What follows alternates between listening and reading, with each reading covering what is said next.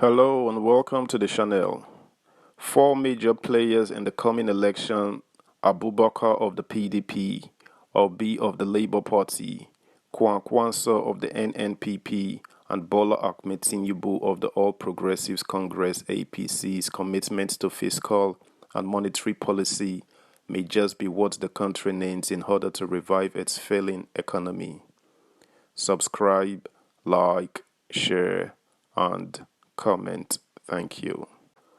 As Atiku, Kwankwanso, Obi, Tinubu commit to fiscal monetary discipline, Nigeria's economy set for recovery if there are those who still debate which one engenders the other, economic development or political stability. In human affairs, something must always lead to the other. Any economic growth without the necessary political stability can never be sustainable. Therefore, whatever solutions are preferred with a view to creating a pathway for Nigeria's economic growth, the essence of sustainability remains imperative, and that is the crux of the matter. In Nigeria, since independence, there has been a plethora of policy documents which, given the required effectuation, should have catapulted Nigeria to Olympian heights of economic growth. But something almost always gives. Is it in the power and steel sector, or the oil and gas, or industrial policy? Something always throws a spanner in the works, and that is the inability of successive administrations to engage the sustainability mode. Considered as a country with the least competitive economy in Africa, with very low total factor productivity (TFP) and export competitiveness index (ECI), there is much work to be done.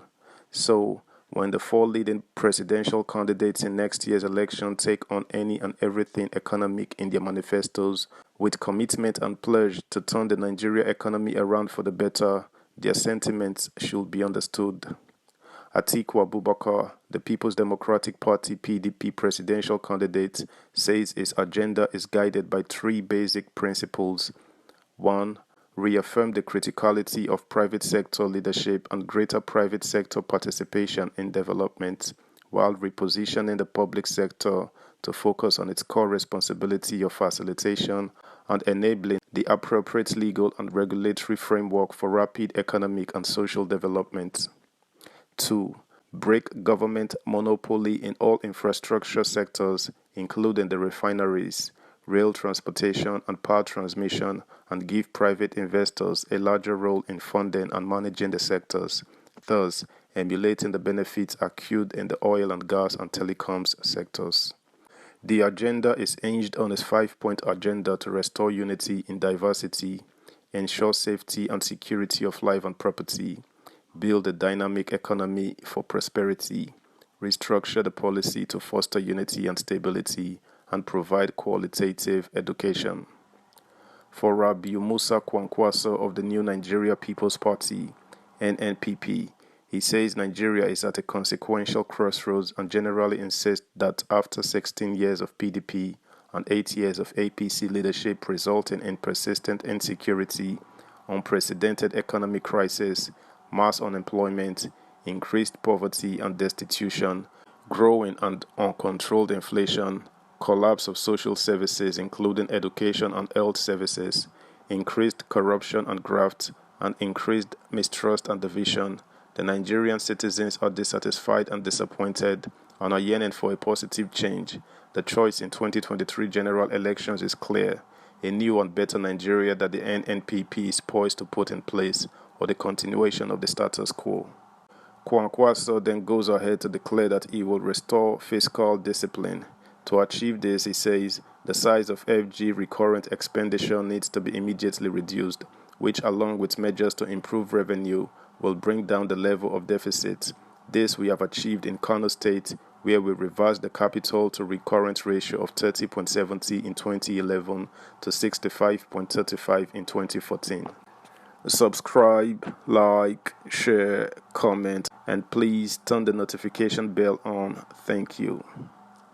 The Labour Party candidate Peter Obi says the vision is a secure, united and prosperous Nigeria that works for everyone and that realizes the hope of black people of the world as a city on the hill. Shift emphasis from consumption to production by running a production-centered economy that is driven by an agrarian revolution and export-oriented industrialization. Introducing the concept of macroeconomic restructuring. For Bola Tinubu of the All Progressives Congress APC, he adopts the approach of prosperity viz. Review federal budgetary methodology, budgetary custom, which bases our annual budget and fiscal policies largely on the dollar value of projected oil revenue. Not only does this practice artificially restrict the federal government's fiscal latitude, it also unduly attracts the nation's attention towards a single source of fiscal revenue to the detriment of others. To achieve optimal growth in the long term, we must wean ourselves from this limitation. A more efficient fiscal methodology will be to base our budgeting on the projected level of government spending, which optimizes growth and jobs without causing unacceptable levels of inflation. Now, for any economy to attain growth, certain things must be in place. Among all the factors, power remains key in any pursuit of industrialization, presence of critical infrastructure to drive growth, and an educated and productive manpower. We start from Tinubu. In its way to a brighter Nigeria, the APC candidate acknowledges Nigeria's growth continues to be stifled by the structural constraints of the power sector. Indeed, all the candidates agree on this point. Tinubu says he will engage the generation and transmission targets, eliminate estimated billing, support for domestic manufacturing of electricity meters, renewable energy plan, rural electrification, power sector governance reform, and Nigeria First power policy.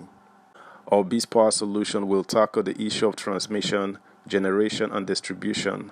In a bold, revolutionary declaration, he says his administration will successfully complete the $2.3 billion Nigeria Siemens Network Improvement Deal, technical upgrade and strengthening, to achieve 7,000 megawatts stable capacity by 2023, 11,000 megawatts by 2024, and 25,000 megawatts by 2025.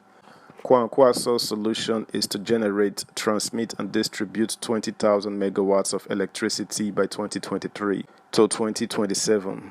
Specifically, the overall target of our administration is to increase electricity generation, transmission, and distribution from less than 6,000 megawatts capacity currently to 15 and 20,000 megawatts by 2027, and make significant investments in distributive power and alternative energy technology, such as developing coal and other renewable energy sources like solar, wind, hydro, and biomass. Atiku says his goal shall be to double our infrastructure stock to approximately 70% of GDP by 2030.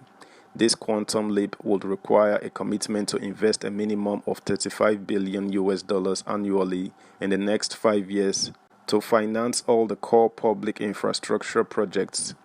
That's the news, guys. Bye.